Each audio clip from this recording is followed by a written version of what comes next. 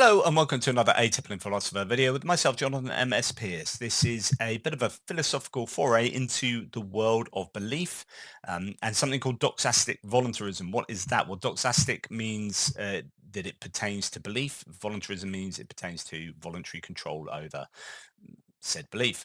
Okay, why is this important? Well, beliefs, in certain worldviews, you can be punished or blamed or even rewarded for holding certain beliefs. If you are threatened with hell for not believing in God, for example, then it's pretty important that you can believe in God, and therefore, if you're going to deserve punishment, you need some kind of control over that belief. And that might sound pretty intuitively like that's the case. We choose to believe certain things, but actually, when you look at it, this idea of voluntary doxastic voluntarism, the idea that we can voluntarily choose to believe something is actually quite problematic. Now, it's quite a big area of philosophy, and there's lots of work that's been done on this. I'm going to be oversimplifying an awful lot of views, and it'll probably conform to my own kind of beliefs about this anyway. But that's the nature of the beast. One example of how this can be applied, or one scenario that doxastic voluntarism might have an effect on, is Pascal's wager. What's Pascal's wager? Well, it's a famous wager whereby, your man Pascal said, right, if you believe in God, if God exists, then awesome, you get to go to heaven. If God doesn't exist, nothing happens. So you either go heaven or nothing. Now, if you don't believe in God and God exists, you go to hell. And if you don't believe in God and God doesn't exist, nothing happens. So in other words, the difference between these two positions, if you believe in God, hey, heaven. If you don't believe in God, hell. That different, you might as well believe in God.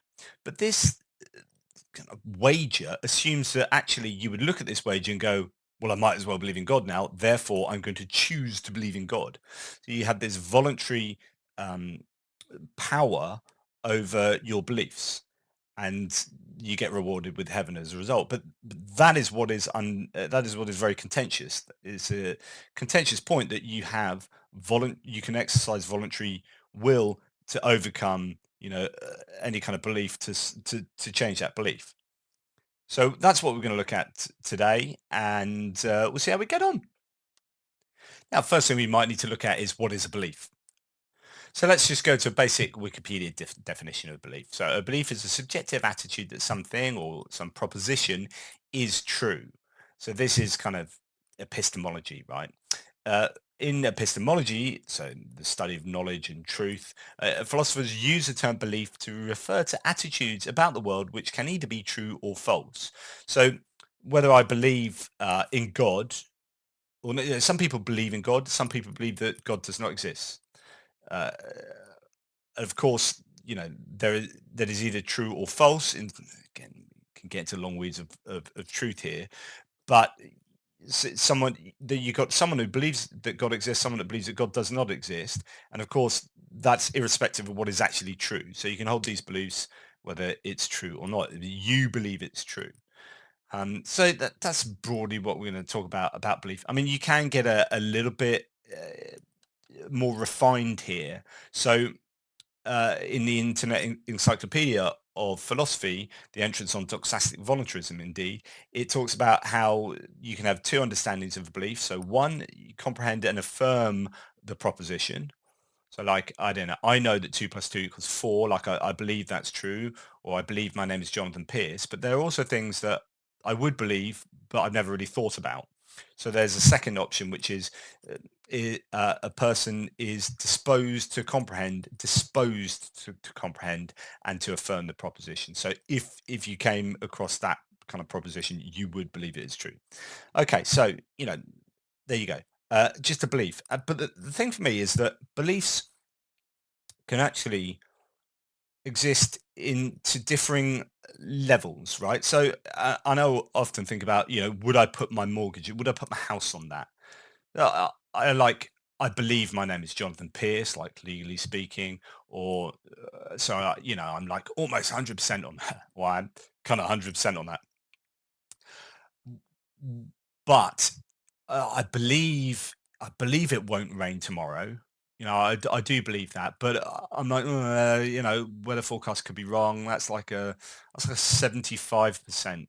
Like, would I put my house on it? Probably not. But I genuinely don't think it's going to rain tomorrow. But so there's this a range of different kind of the amount you believe in something. So that's an area that could confuse matters as well, especially if you're talking about the belief in God. Some people are fairly agnostic. Some people are like, yeah, I'm about 60-40. I think God exists. Not too sure. And the other way around, I'm like, 40. Don't think God exists. But would I put my house on it? Yeah, probably not. Type thing. So yeah, that's how it can apply in this case to talking about whether God exists or not. So when we talk about doxastic voluntarism, we can split this into direct doxastic voluntarism and indirect doxastic voluntarism. So let me explain that. Direct doxastic voluntarism is this idea that you can just kind of change your mind. So if I said to you, um, the moon is made of cheese, like, can you believe now? I know you don't believe the moon is made of cheese right now, but can you just change your belief like that? That's the idea, that you can just change your belief. You can just overcome whatever your existing belief is to switch it to another belief or to an opposing belief. So yeah, I don't believe the moon is made of cheese. Okay. Yeah, now I believe the moon is made of cheese. And of course that's seems intuitively ridiculous that you could just overcome all the things that are operating in your mind and your experience of life and everything up until that moment. So you got the same situation, but suddenly I believe the opposite. So nothing's changed. Nothing's changed about me, but I'm suddenly switching it. Now, some philosophers try and refine this idea and say, well, actually, there are certain situations where you can sort of force yourself to believe. So, you might be driving in a car and say, and your wife asks you, have you did you lock the front door? And you're thinking, like, I don't remember doing that. I mean, this is what a guy called Gino thought. I don't remember doing that, but I think I did that. And so you kind of like settle on, yeah, no, I did do that. There's an element of motivated reasoning going on there. So actually, your brain is saying, well, if I believe I didn't lock the door, then I'm going to have to turn around now, and that's 50 miles back home. So actually, it's better for me to believe. And so there's an element of being bribed there. Um, uh, and that is, I think in general, the notion that you can change your beliefs voluntarily, irrespective of the evidence and against the evidence, is a huge problem. So if we look at the idea that, right now, I do not believe in God. I believe that God does not exist, right? And I've got all of this evidence my whole life up to now. And this is where it gets very close to being a conversation about or discussion about free will. But right up to now, all the things are in my brain such that, and my brain is kind of calculating what's going on, and out of that emerges my belief. And it just so happens that I do not believe in God, right? For all the reasons I've written in many books and all the stuff I've gone through life, thinking about and concluding on, I don't believe in that God exists. Okay. Now, if you're someone that says, well, one of the worst sins you can commit to is not believing in God, is not believing in the Holy Spirit, not, all these kind of ideas that actually this is the worst of all crimes, this is the worst of all sins, not believing in God or believing that God does not exist, um, then there's a lot on the line, arguably. But I can't just go, okay, then I'm going to believe in God, like, because all of those calculations, it's like having a calculator turning up with a number. It says 1,000,004. I I can't just overcome that calculation to produce a different number. Like, no, it's 1007. That's that. So there are all these things going on in my brain, and it comes up with a pretty solid belief here. So before being asked to change my mind, I like believe, say, I'm I and this is a some kind of reality for me, this would be, I don't know, 95% belief that God does not exist. Or I'm really pretty sure, I've got to a point in my life where I'm really very sure there are no arguments that present problems to me. So if you came up to me and said, "Oh, can you change your belief system? Can you voluntarily, directly now believe that God exists?" I couldn't do that. Like, if I said that, all the calculations are still there, and there would be some insane cognitive dissonance, and I would not be true. I just can't. I could tell you I believe it, but I wouldn't really believe it. Like, I'd just be paying lip service to that. But and therefore, I do reject doxastic voluntarism. Now, there are lots of intricate arguments about this, and some people, go and check out the Internet Encyclopedia of Philosophy has a entry on it. Although I think the person who wrote it is definitely a doxastic voluntarist. Um, but yeah, so I think, for me, all the empirical data and all the arguments are in, and it's my non-conscious brain that's doing this computation.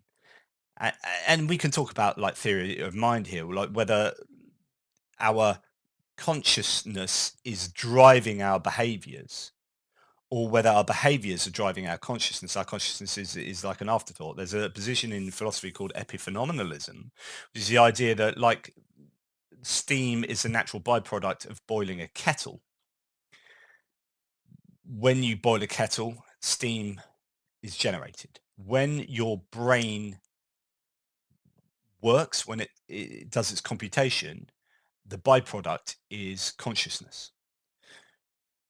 But it is the consciousness isn't what's driving your behavior. In the same way that you might have a jockey on top of a horse, think he's riding the horse, but actually the horse is moving, and then the jockey, just as an afterthought, adds his intention on it. Oh, I did that. But actually the horse is doing the steering, and the jockey isn't. It's just an illusion. And this is the thing with consciousness. Is consciousness, as a driving intentional agent, an illusion, as in it's just along for the ride, and everything is an afterthought?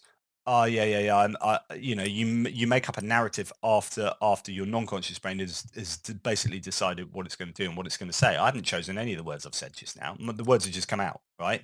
And I'm hearing them as they come out and going, yeah, yeah, that makes sense. Ah, that's a bit rubbish, uh, or whatever.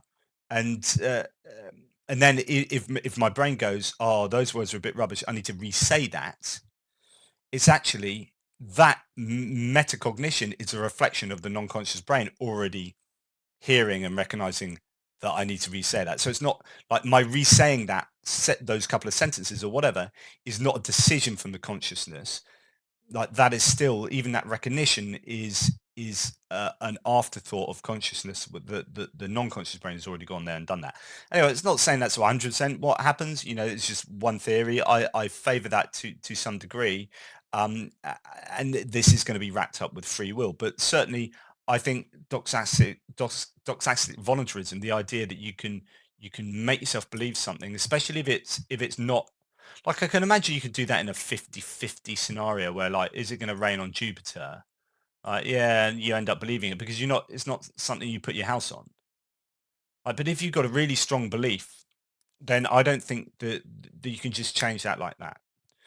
But you might have a case where the amount that you believe something is important for how able you are to kind of flip that switch, if you do believe that consciousness is this, like, powerful entity that can change and drive your behavior.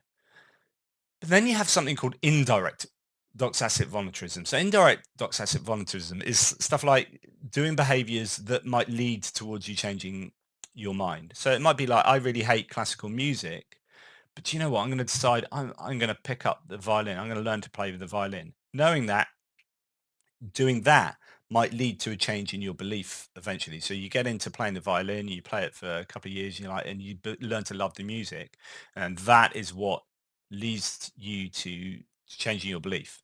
And so that's like an indirect way to change your belief. So it could be like, I believe that God doesn't exist, but I'm going to go to church and see what it's like. But then, why would you be the sort of person to do that? And what's going on? And should you be rewarded for doing so? If God is looking at you saying, "Oh, you ended up going to church and then you end up believing in God," I'm going to congratulate you and reward you with heaven. It's like, well, why was this person the sort of person decided that they were just going to go to church to see what it's like?